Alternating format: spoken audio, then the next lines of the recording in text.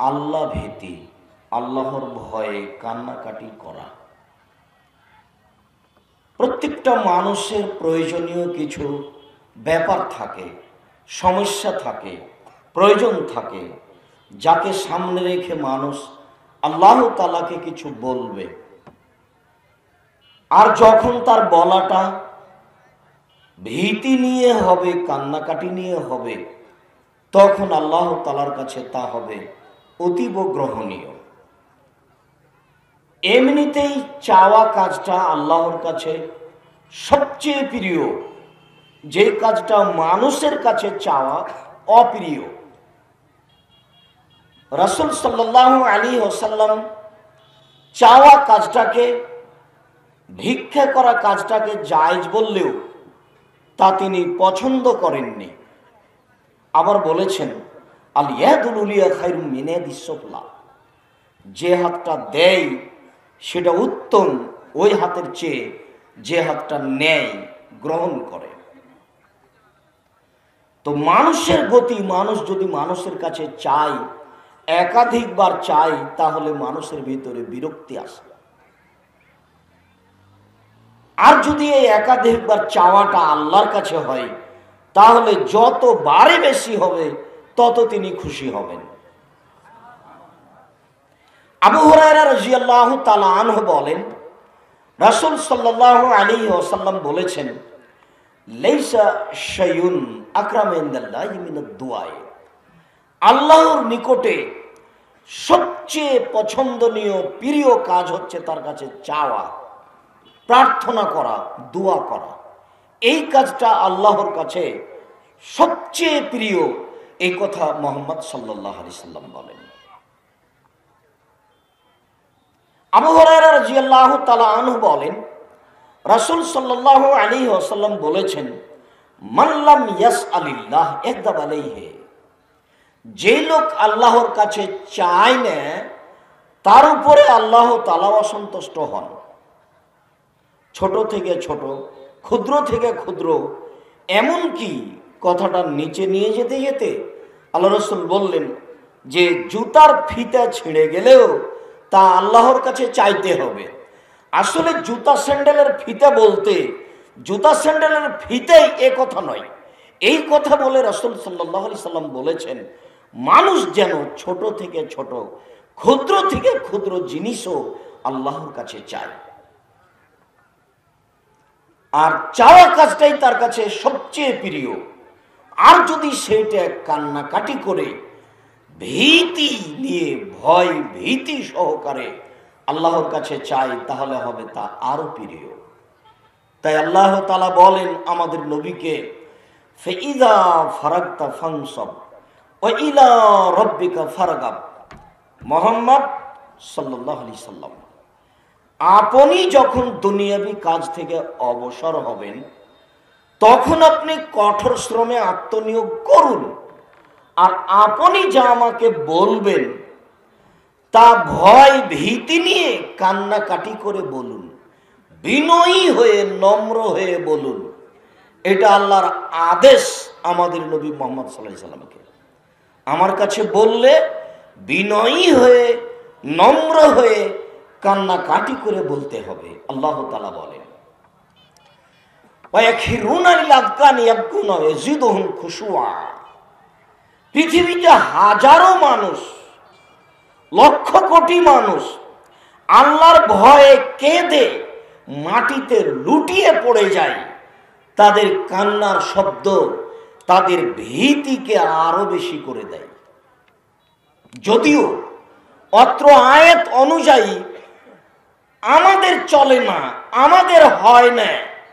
আমরা যারা এখানে আছি, যারা দিনী ভাই বোন অনলাইনে পৃথিবীর বিভিন্ন দেশ দূরদূরান্ত হতে আমাদের সাথে রয়েছেন, আপনাদেরও অনেক সময় আল্লাহর ভয়ে কান্নাকাটি করে মাটিতে লুটিয়ে পড়তে হবে, এমনটা সময় হয় না।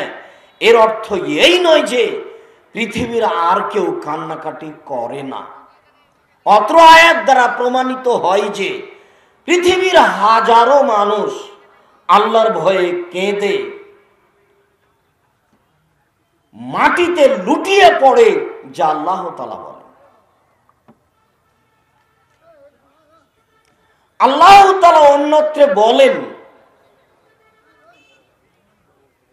বহু মানুষ রাতে বিছানে শয় নেয়, অবিলাসারুম ইস্তাগফিরুন, তারা রাতের শেষের অংশে কান্নাকাটি করে আল্লাহর কাছে ক্ষমা ভিক্ষে চায়। হাজারো লাখো মানুষ আছে পৃথিবীতে যারা রাতে ঘুমায় নেয়, রাতের শেষ অংশে আল্লাহর কাছে তার প্রয়োজনীয় কথাটা বলে। আর এই জন্য বলে যে আবু হুরায়রা রাদিয়াল্লাহু তাআলা আনহু বলেন, রাসূল সাল্লাল্লাহু আলাইহি ওয়াসাল্লাম বলেছেন, ইয়ানজুলু রাব্বুনা তাআলা ইলা সামাই দুনিয়া হিনা ইয়াবকা সুলুসুল লাইলিল আখিরা, যখন রাতের 3 ভাগের 2 ভাগ পার হয়ে যায়, তখন আল্লাহ তাআলা সপ্তম আকাশ থেকে প্রথম আকাশে নেমে আসেন। নেমে এসে বলেন, মায়াদুনি ফাস্তাজিবা লাহু, পৃথিবীর মানুষ কে আমাকে ডাকে আমি তাদের ডাকে সাড়া দিব। মায়াসালুনি ফাউতিয়াহু, কে আমার কাছে কিছু চায়, যে যা চায় আমি তাকে তাই দিয়ে দিব। মায়াস্তাগফিরুনি ফাগফিরা লাহু, কে আমার কাছে ক্ষমা ভিক্ষে চাই আমি তাকে ক্ষমা করে দিব। এই কথা আল্লাহ তাআলা বলেন। যার কারণে বহু মানুষ এই সময়টাকে ধরার জন্য, কিছু বলার জন্য প্রতীক্ষমান থাকে। যদিও আমি আপনি অলস, আমরা রাত 2টায় ঘুমাই, সকাল 7টা 8টায় উঠি, আমরা আল্লাহ তাআলার এই ডাককে কি সাড়া দিব? আনাস রাদিয়াল্লাহু তাআলা আনহু বলেন, রাসূল সাল্লাল্লাহু আলাইহি ওয়াসাল্লাম বলেছেন, আল্লাহ তাআলা বলেন, ইবনে আদম, আদমের ছেলে মেয়ে শোনো, মা দাউতানি ও রাজাউতানি, তুমি যেভাবে ডাকো আমি সেভাবে থাকি, তুমি যেভাবে আশা পোষণ করো আমি সেভাবে পূর্ণ করে থাকি। আদমের ছেলে মেয়ে শোনো, তুমি যেভাবে ডাকো আমি সেভাবে থাকি, তুমি যেভাবে আশা পোষণ করো আমি সেভাবে পূর্ণ করে থাকি।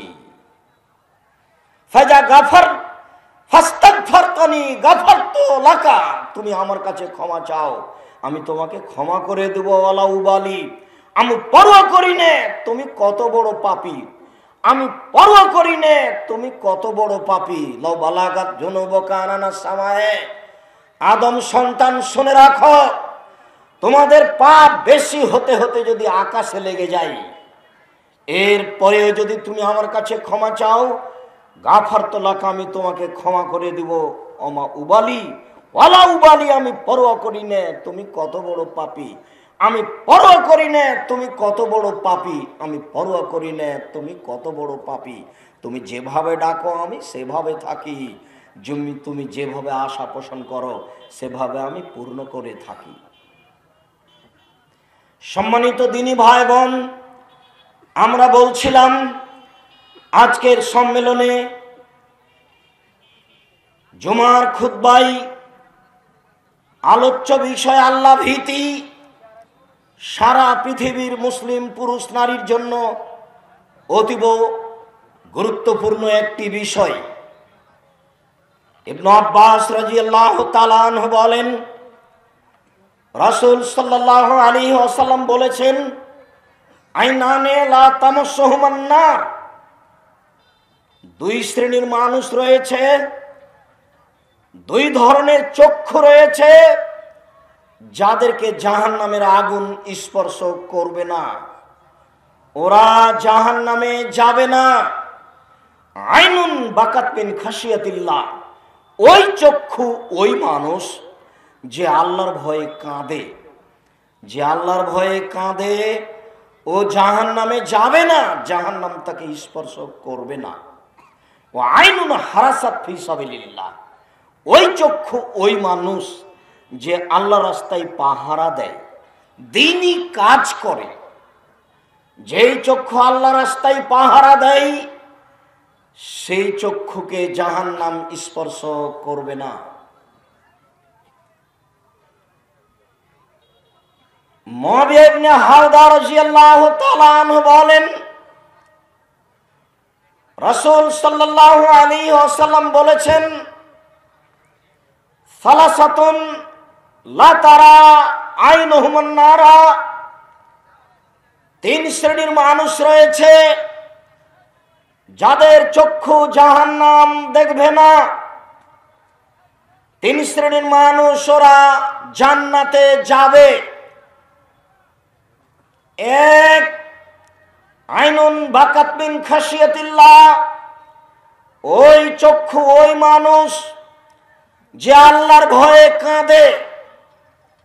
দুই, আইনুন হারাসাত ফি সাবিলিল্লাহ, ওই চক্ষু, ওই মানুষ যে আল্লাহর রাস্তায় পাহারা দেয়। তিন, আইনুন গাযাতাত মাহারিমাল্লাহ, ওই চক্ষু, ওই মানুষ যে অপর নারীকে দেখে, বেগানা নারীকে দেখে চক্ষু নিচু করে, এমন মানুষ জাহান্নামে যাবে না। রাসূল সাল্লাল্লাহু আলাইহি সাল্লাম একদা বলেন, পৃথিবীর মানুষ ইজমানু লি সিত্তান মিন আনফুসিকুম, তোমরা 6টা জিনিসের জিম্মেদারি গ্রহণ করো, আমি তোমাদেরকে জান্নাতে নিয়ে যাওয়ার জন্য জিম্মেদারি নিলাম। তার একটি হচ্ছে গুজ্জু আবসারাকুম, তোমরা তোমাদের চক্ষু নিচু রাখো, অপর নারী, বেগানা নারীর উপরে দৃষ্টি দিও না। কিভাবে জান্নাতে নিয়ে যেতে হবে তোমাকে, সেটা আমার ব্যাপার। সম্মানিত দিনী ভাই বোন, বিবরণে বোঝা যায় যারা নারীদের প্রতি লক্ষ্য করার ব্যাপারে নিজেকে সংবরণ করে রাখে, সংযমশীল হয়ে চলে, তাদের জন্য জান্নাত রয়েছে। বিষয়টি সহজ নয়, জটিল। আবু হুরায়রা রাদিয়াল্লাহু তাআলা আনহু বলেন, রাসূল সাল্লাল্লাহু আলাইহি সাল্লাম বলেছেন, আফজালুল মুজাহিদ মান ইউজাহিদু নাফসাহু, সবচেয়ে শক্তিশালী ক্ষমতাধর জিহাদকারী যোদ্ধা সেই যে আত্মার বিরুদ্ধে জিহাদ করতে পারে। বড় মোবাইল হাতে আছে, দিন রাত ল্যাংটা মেয়ে নাচছে, জেনা চোখে পড়ছে, দোকানে বসে আড্ডা পিটা হচ্ছে, দোকানে টিভি আছে, বাড়িতে আছে, সব সময় নগ্ন মেয়ে সামনে। এমন পরিস্থিতিতে আত্মার বিরুদ্ধে যে জিহাদ করতে পারে, সেই হলো সবচেয়ে বড় মুজাহিদ, সবচেয়ে বড় যোদ্ধা। যা জটিল। আল্লাহ তাআলা বলেন, ইন্নান নাফসা লাআম্মারাতু বিসসুই, নিশ্চয় আত্মা মানুষকে পাপের আদেশ করে, আত্মা মানুষকে অন্যায় অশ্লীল কাজ করতে বলে, বিবেক বাধা দেয়। বিষয়টি গুরুত্ব সহকারে নেওয়ার জন্য সমস্ত দ্বীনি ভাই বোনকে আন্তরিকভাবে অনুরোধ জানাচ্ছি। আবু হুরায়রা রাদিয়াল্লাহু তাআলা আনহু বলেন, রাসূল সাল্লাল্লাহু আলাইহি ওয়াসাল্লাম বলেছেন, এই ছেলেরা, ওই লোকগুলি জায়গা পায় না বা কোনো একটা কিছু হচ্ছে, ওগুলো তোমরা শুনতে পাও না, আমি শুনতে পাই। ওদেরকে সামনে বায়ে ডানে বামে বসার জন্য চেষ্টা করো, তোমরা বসানোর চেষ্টা করো। রাসূল সাল্লাল্লাহু আলাইহি ওয়াসাল্লাম বলেছেন, লাই ইয়ালজান নার রাজুলুন বাকা মিন খাশিয়াতিল্লাহ হাত্তা ইয়ালজাল লাবানু ফি দারে, গাভীর বাট ওলাম থেকে দুধ বের করে আবার বাটের ভিতরে ওলানের ভিতরে ঢোকানো যেমন অসম্ভব, আল্লাহর ভয়ে কাঁদে যে তার জাহান্নামে যাওয়া তেমনি অসম্ভব। সম্মানিত দিনী ভাই বোন, আমি ব্যক্তিগত হিসাবে এই কথা বলিনি, মুহাম্মদ সাল্লাল্লাহু আলাইহি সাল্লাম বলেছেন আজ থেকে প্রায় 1450 বছর পূর্বে। তিনি বলেন, পৃথিবীর মানুষ শুনে রেখো, কেউ যদি আল্লাহর ভয়ে কাঁদে তার জাহান্নামে যাওয়া ওইরকমই অসম্ভব। গাভীর বান থেকে দুধ বের করে ভিতরে ঢোকানো যেমন অসম্ভব, এইটা তো একেবারেই অসম্ভব। এইটা যেমন অসম্ভব, আল্লাহর ভয়ে কাঁদে যে তার জাহান্নামে যাওয়া তেমনি অসম্ভব, সে জান্নাতে যাবেই যাবে। সম্মানিত দিনী ভাই বোন, যারা আমরা এখানে উপস্থিত রয়েছি, যারা পৃথিবীর বিভিন্ন প্রান্ত থেকে অনলাইনে আমাদের সাথে রয়েছেন, তাদেরকে আমরা অনুরোধ জানাচ্ছি এই বিষয়টিকে গুরুত্ব সহকারে দেখার জন্য এবং বাকি জীবনে এই বিষয়টিকে সাথে নিয়ে এইভাবে আল্লাহ তাআলাকে বলার জন্য অনুরোধ জানাচ্ছি। উমামা বাহিলি রাদিয়াল্লাহু তাআলা আনহু বলেন, রাসূল সাল্লাল্লাহু আলাইহি ওয়াসাল্লাম বলেছেন, লাইসা শাইউন আহাব্বা ইলাল্লাহি মিন কাতরাতাইনি ওয়া সারাইনি। দুইটি বিন্দু ফোঁটা আল্লাহর কাছে যত প্রিয়, পৃথিবীর কোনো কিছু আল্লাহর কাছে তত প্রিয় নয়। দুইটি দাগ চিহ্ন আল্লাহর কাছে যত প্রিয়, পৃথিবীর কোনো কিছু আল্লাহর কাছে তত প্রিয় নয়। এক কাতরাতু মিন দুমুইন ফি খাশিয়াতিল্লাহ, আল্লাহর ভয়ে এক ফোঁটা চোখের পানি আল্লাহর কাছে যত প্রিয়, পৃথিবীর কোনো কিছু আল্লাহর কাছে তত প্রিয় নয়। দুই কাতরাতু দামিন তুহরাকু ফি সাবিলিল্লাহ, আল্লাহর রাস্তায় এক ফোঁটা গায়ের রক্ত আল্লাহর কাছে যত প্রিয়, পৃথিবীর কোনো কিছু আল্লাহর কাছে তত প্রিয় নয়। ওয়াম্মাল আসারানে, দুইটি চিহ্ন, তার একটি হচ্ছে আসারুন ফি সাবিলিল্লাহ, আল্লাহর পথে নেমে গিয়ে কেটে যাওয়া, ফেটে যাওয়া। এই দাগ আল্লাহর কাছে যত প্রিয়, পৃথিবীর কোনো কিছু আল্লাহর কাছে তত প্রিয় নয়। ওয়া আসারুন ফি ফারিজাতিন বিন মারাইজিল্লাহ, আল্লাহর বিধান পালন করতে, সালাত আদায় করতে গিয়ে, ইবাদত করতে গিয়ে, তাসবিহ তাহলিল জিকির আজকার করতে গিয়ে কপালের দাগ, হাঁটুর দাগ, পায়ের টাকনোর দাগ, এই সব দাগ আল্লাহর কাছে যত প্রিয়, পৃথিবীর কোনো কিছু আল্লাহর কাছে তত প্রিয় নয়। সম্মানিত দিনী ভাই বোন, সিরিয়াল 4টি, তার 1 নম্বরে যেটা আছে সেটা সবচেয়ে সহজ, সেটা হলো আল্লাহর ভয়ে এক ফোঁটা চোখের পানি। বাকি 3টে সময়ের ব্যাপার, তবে যেটা সহজ সেটাই সবচেয়ে আল্লাহর কাছে প্রিয়, যেটা সবাই গ্রহণ করতে পারি। সম্মানিত দিনী ভাই বোন, আবু সাঈদ খুদরি রাদিয়াল্লাহু তাআলা আনহু বলেন, রাসূল সাল্লাল্লাহু আলাইহি ওয়াসাল্লাম বলেছেন, ওয়া ইজ্জতি, আল্লাহ তাআলা বলেন, ওয়া ইজ্জতি লাজমাউল আবদি খাউফাইনি ওয়া আমনাইনি, আমি আল্লাহ আমার মর্যাদার কসম করে বলছি, আল্লাহ তাআলা তার ইজ্জতের কসম করে বলেন, তার সম্মানের কসম করে বলেন, পৃথিবীর মানুষ শুনে রেখো, দুইটি নিরাপত্তা, দুইটি ভীতি একসাথে আমি কোনো মানুষের মাঝে একত্রিত করি না। এক, মান খাফানি ফিদ দুনিয়া আমানতু ইয়াউমাল কিয়ামা, কেউ যদি আমাকে দুনিয়ায় ভয় করে চলে তাহলে আমি বিচারের মাঠে তাকে নিরাপদে রাখবো।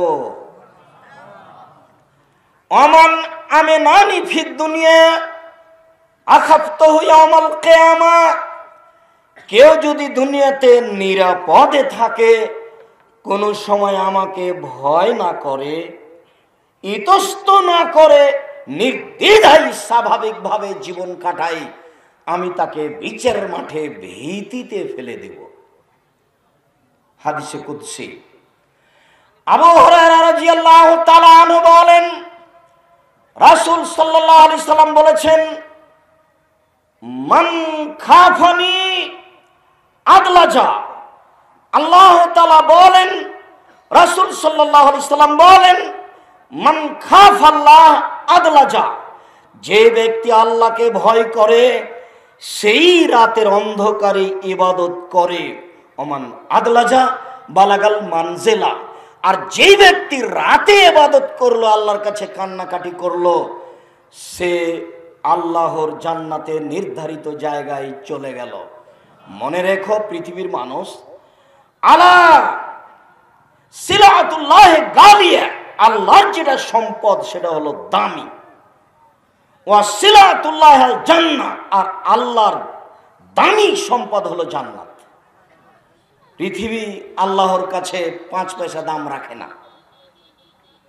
জাহান্নামের আল্লাহর কাছে কোনো দাম নেই। পৃথিবীর অর্থ সম্পদের দাম আল্লাহর কাছে কিছুই না। আল্লাহর কাছে সবচেয়ে দামি সম্পদ হলো জান্নাত।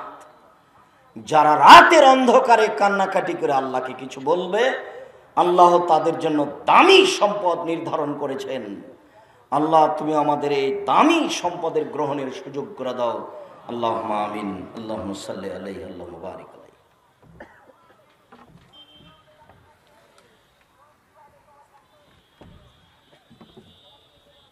আলহামদুলিল্লাহ ওয়াহদা, আসসালাতু ওয়াসসালামু আলা মান লা নাবিয়্যা বাদা। মহান আল্লাহ বলেন, ওয়ালিমান খাফা মাকামা রাব্বিহি জান্নাতান। পৃথিবীর মানুষ মনে রেখো, যারা আল্লাহ তাআলাকে ভয় করে তাদের জন্য 2টি জান্নাত রয়েছে। আল্লাহ তাআলা বলেন, ওয়ানাহান নাফসা আনিল হাওয়া ফাইনাল জান্নাতা হিয়াল মাওয়া। পৃথিবীর মানুষ যদি আল্লাহর ভয় ভীতি নিয়ে অশ্লীল অন্যায় কাজ থেকে নিজেকে বিরত রাখতে পারে, আল্লাহ তাআলা তার জন্য জান্নাতুল মাওয়া নির্ধারণ করেছেন। আবু হুরায়রা রাদিয়াল্লাহু তাআলা আনহু বলেন, রাসূল সাল্লাল্লাহু আলাইহি ওয়াসাল্লাম বলেছেন, সাবাতুন ইযিল্লুহুমুল্লাহু তাআলা ফি যিল্লিহি ইয়াওমা লা যিল্লা ইল্লা যিল্লুহু। 7 শ্রেণীর মানুষ বিচারের মাঠে বিশেষ ছায়াতলে থাকবে, যেদিন আল্লাহর ছায়া ছাড়া আর কোনো ছায়া থাকবে না। যেদিন সূর্য মানুষের মাথার উপরে 1 মাইল উপরে হবে, অর্ধ হাত নয়। যেদিন মানুষ ঘামের মধ্যে থাকবে, হাঁটু পর্যন্ত, কোমর পর্যন্ত, নাক পর্যন্ত নিজের গায়ের ঘামে সাঁতার দিবে, সেদিন 7 শ্রেণীর মানুষ বিচারের মাঠে বিশেষ ছায়াতলে থাকবে। 1, ইমামুন আদিল, ন্যায়পরায়ণ নেতা, ন্যায়পরায়ণ দায়িত্বশীল। সরকার থেকে নিয়ে ছোট থেকে ছোট চেয়ারম্যান, মেম্বার, এমপি, মন্ত্রী, প্রতিষ্ঠানের প্রধান শিক্ষক, জেল সুপার, যারা যেখানে আছে, তারা যদি ন্যায়ভাবে দায়িত্ব পালন করে, বিচার মাঠে এরা থাকবে বিশেষ ছায়াতলে। পরের শক্ত বাক্যটি বলে রাখি, রাসূল সাল্লাল্লাহু আলাইহি সাল্লাম বলেছেন, 3 শ্রেণীর মানুষের সাথে আল্লাহ বিচারের মাঠে কথাই বলবেন না। তার 1 শ্রেণীর মানুষ হচ্ছেন মালিকুন কাযাব, মিথ্যুক দায়িত্বশীল। একেবারে দেশের প্রধান থেকে নিয়ে নিম্ন থেকে নিম্ন স্তরে যারা রয়েছেন, প্রত্যেক প্রতিষ্ঠানের দায়িত্বশীল হিসাবে যারা রয়েছেন, যারা যেখানে দায়িত্বশীল, তারা যদি মিথ্যা কথার ভিত্তিতে দায়িত্ব পালন করে, তাহলে আল্লাহ বিচারের মাঠে তার সাথে কথা বলবেন না। 7 শ্রেণীর মানুষ বিশেষ ছায়াতলে থাকবে। এক নম্বরে হচ্ছে নেই পরায়ণশীল। 2 রাজুলুন নাশা ফি ইবাদাতিল্লাহ, শাবুন নাশা ফি ইবাদাতিল্লাহ, বাল্য অবস্থা থেকে যুবক থেকে ইবাদতে অভ্যাসী। শেষ বয়সে ইবাদত শুরু করেছে এমন নয়, যুবক অবস্থা থেকেই যারা ইবাদতে অভ্যাসী তারা বিচারের মাঠে বিশেষ ছায়াতলে থাকবে।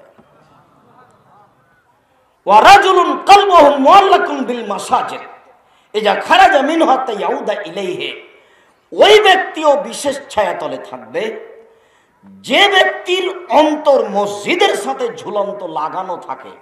যখনই মসজিদ থেকে বের হয় তখনই আবার কখন ফিরে আসবে এই নিয়ে ব্যস্ত হয়ে যায়।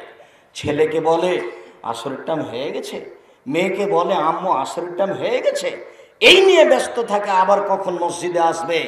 এরকম মানুষ বিচারের মাঠে বিশেষ ছায়াতলে থাকবে।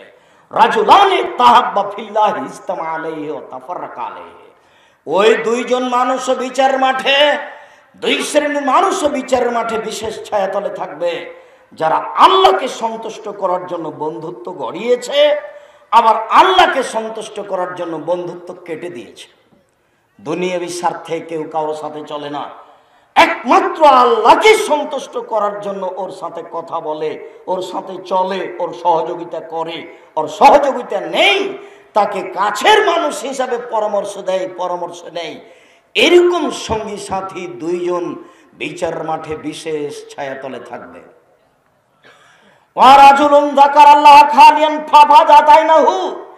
ওই মানুষও বিশেষ ছায়াতলে থাকবে যে মানুষ নির্জনে আল্লাহকে ডাকে তখন দুই চোখের পানি ঝরঝর ঝরঝর করে ঝরে।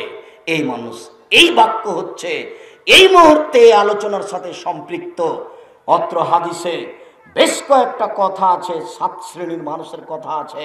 তার এক শ্রেণীর মানুষ হচ্ছে নির্জনে আল্লাহকে ডাকে তখন দুই চোখের পানি ঝরে, রাতে ইবাদত করেন, কিন্তু যখন কান্নাকাটির পরিবেশ আসবে বা রাতে ইবাদত করতে চাইবেন তখন স্ত্রী যে ঘরে আছে সে ঘর থেকে পৃথক হয়ে যেতে হবে। পৃথক ঘরে গিয়ে সালাত আদায় করতে করতে এক পর্যায়ে পুরো জীবনের পাপ নিয়ে, অন্যায় অবিচার নিয়ে আপনাকে আল্লাহর কাছে পেশ করতে হবে। আল্লাহ, আমি বড় অপরাধী, তুমি আমাকে মাফ করো, তুমি আমাকে ক্ষমা করো। এইভাবে যখন আপনি বলতে থাকবেন এক পর্যায়ে আপনার চোখের পানি ঝরঝর করে ঝরবে, তখন আল্লাহ তাআলা দেখবেন লোকটা সত্যিই আমার কাছে ক্ষমা চাচ্ছে। ওয়া রাজুলুন দারাত ইমরাতুন দাত হাসাবিনা জামাল ফাকালা ইন্নী আখাফুল্লাহ, ওই মানুষও বিচারের মাঠে বিশেষ ছায়াতলে থাকবে যেই মানুষকে কোনো সম্ভ্রান্ত পরিবারের সুন্দরী নারী জেনার প্রস্তাব দিল তখন সেই লোক বলল, সেই যুবক বলল, ইন্নী আখাফুল্লাহ, আমি আল্লাহকে ভয় করি। ছি ছি ছি ছি, তুমি বলো কি? আমি এই কথার সাথে একমত নই, জীবনেও তুমি আর মোবাইলে আমার সাথে এই বিষয়ে কথা বলো না। এরকম কথা বলতে পারে যে সেই বিচারের মাঠে বিশেষ ছায়াতলে থাকবে। বিষয়টি সহজ নয়। আবারও বললাম, সবচেয়ে বড় মুজাহিদ, শক্তিশালী যোদ্ধা সেই যে আত্মার বিরুদ্ধে জেহাদ করতে পারে। যুবক, তুমি তো একটা মেয়ে হাসিমুখে কথা বললেই তুমি তার নাম্বার ধরে রাখো, আর এইখানে আল্লাহর নবী বলছেন কোন একটা মেয়ে, সম্ভ্রান্ত পরিবারের সুন্দরী মেয়ে অশ্লীল কাজের দাওয়াত দিল আর তুমি বললে আমি আল্লাহকে ভয় করি, এটা সহজ নয়। এই নাম হচ্ছে আত্মার বিরুদ্ধে চলা, যার কারণে জান্নাত আপনার পিছনে পিছনে ঘুরছে। 7 শ্রেণীর মানুষ বিশেষ ছায়াতলে, তার মধ্যে তুমি একজন। সম্মানিত দিনী ভাই বোন, আপনি একজন। রাসূল সাল্লাল্লাহু আলাইহি সাল্লাম বলেন, ও রাজুলুন তাসাদ্দাকা বিসাদাকাতিন, দান করলো ফাখফা, গোপনে দান করলো, হাত্তা লা তালামু শিমালহু মা তুনফিকু মিনহু, এমন ভাবে গোপন দান করলো যে ডান হাত দান করলো, বাম হাত বুঝতে পারলো না যে কি দান করলো। ডান হাত বাম হাত তো দুটাই অঙ্গ, কিন্তু গোপন ভাবে দান করার জন্য প্রাণপণে চেষ্টা করলো। 3 শ্রেণীর মানুষ দিয়ে জাহান্নাম উদ্বোধন হবে। তার এক শ্রেণীর মানুষ হচ্ছে মাওলানা মানুষ, এক শ্রেণীর মানুষ হচ্ছে লোক দেখানো দান করে। আপনার দান দেখে আরো 5 জন দান করুক, এটা হওয়া ভালো, কিন্তু আপনার মনটা যদি চাই যে আমি দান করছি এটা মানুষে জানুক, তখন আর ফলাফল ভালো হবে না, তখন ফলাফল উল্টে যাবে।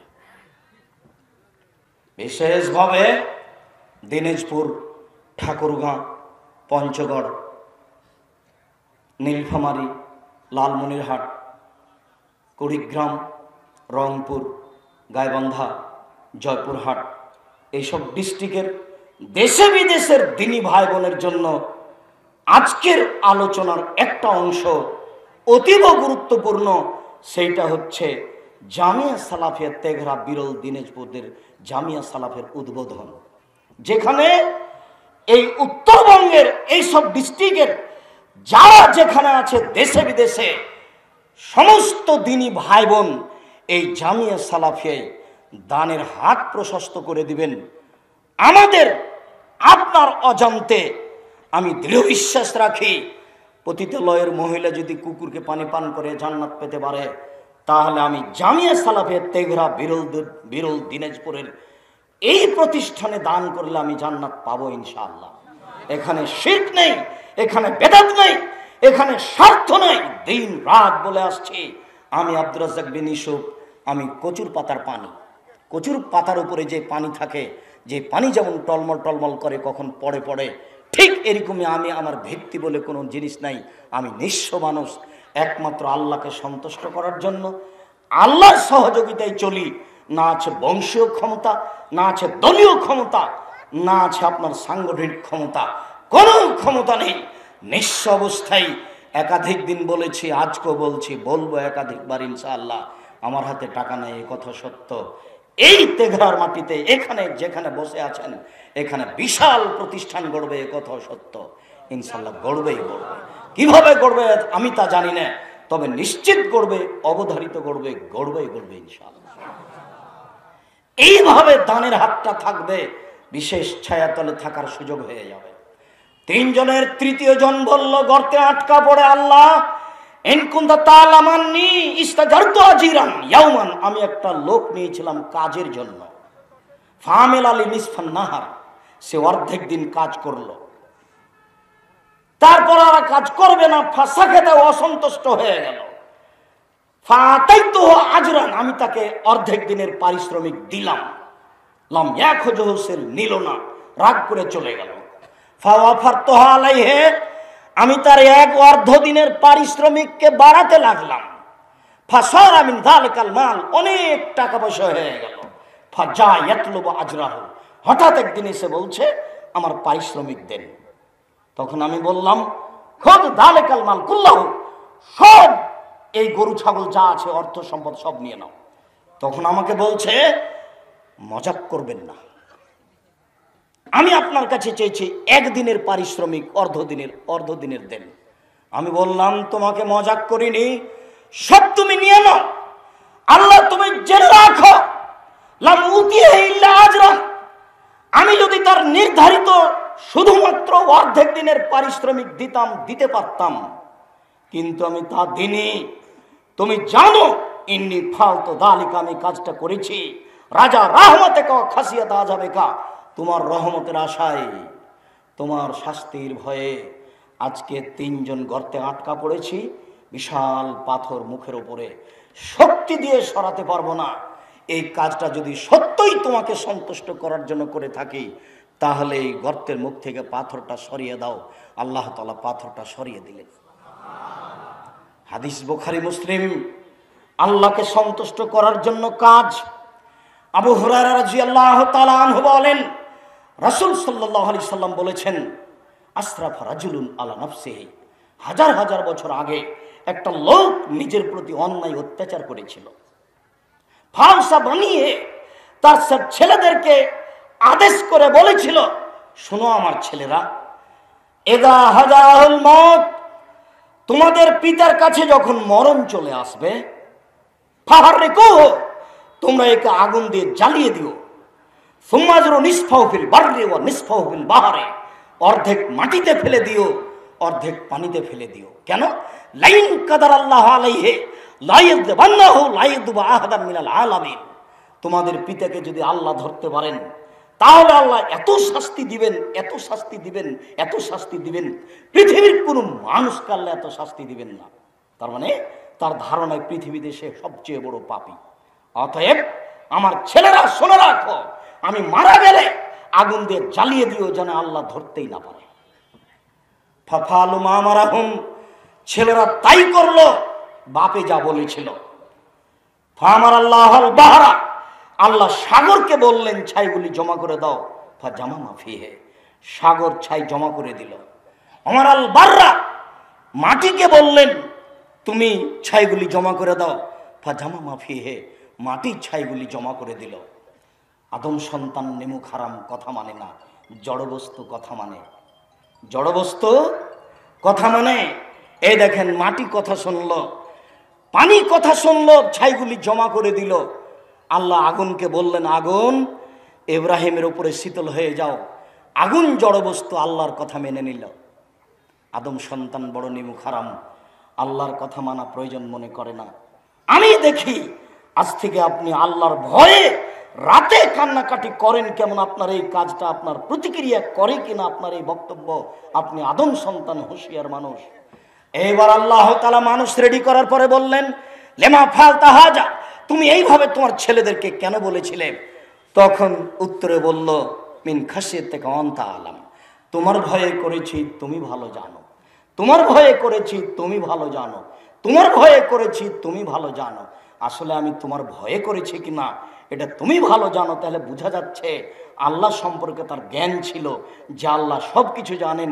সে নিজেকে বড় পাপী মনে করে ছেলেদের এই আদেশ দিয়েছে।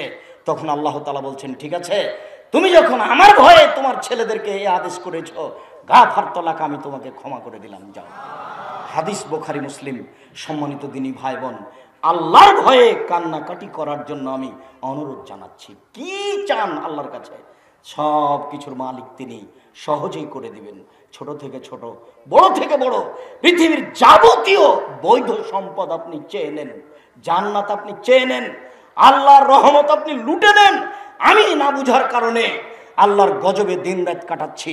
সম্মানিত দিনী ভাই বোন, আপনাকে অনুরোধ জানাচ্ছি, আল্লাহর কাছে সবচেয়ে প্রিয় কাজ হচ্ছে চাওয়া, হাত তুলে চাওয়া আরো প্রিয়। সবচেয়ে প্রিয় কাজ হচ্ছে আল্লাহর ভয়ে কাঁদা, আল্লাহর ভয়ে কান্নাকাটি করে আপনারা আল্লাহর কাছে বলেন, আল্লাহ দিয়ে দিবেন।